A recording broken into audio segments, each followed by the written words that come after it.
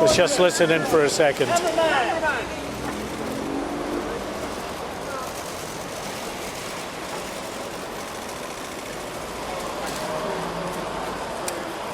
So the 91-year-old heading into Westminster Magistrates Court, where in the next half hour or so he will be standing in the dock to face a charge of fraud by false representation.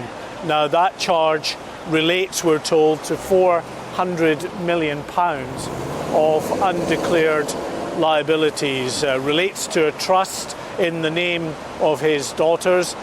He has 3 daughters, Deborah 67, 2 other daughters aged in their 30s, and it's with regard to £400 million that Her Majesty's Revenue and Customs say was undeclared by the former Formula One boss.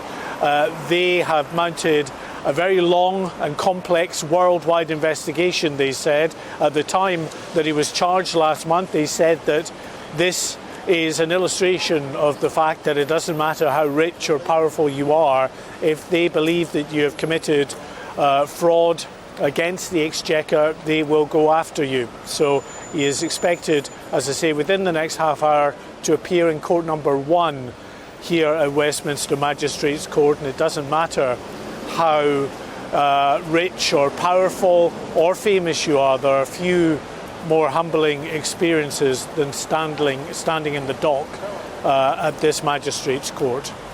Goodness me, Mark, the figures are staggering, the accusation against him. They're talking about a possible fraud over failing to declare, and just let's get this right, 400 million, which is almost £500 million of assets. But these would be assets, the accusation being that he would have housed elsewhere, not in the UK. That's right. It relates to money overseas, which is why, as I say, Her Majesty's Revenue and Customs say this has been a protracted and very complex worldwide investigation. They have, they believe, highlighted £400 million worth of assets which were not declared by the former Formula One boss. And in that sense, of course, that's £400 million worth of assets that were due, according to the Exchequer, to have tax paid on them. So he'll answer these charges in the fullness of time, of course. He is likely to face a trial, providing he doesn't plead before that process.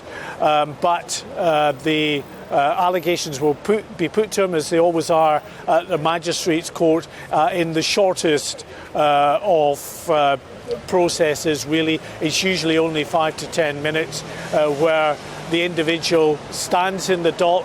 They give and confirm their name for the purposes of this court appearance. He is being referred to as Bernie Ecclestone.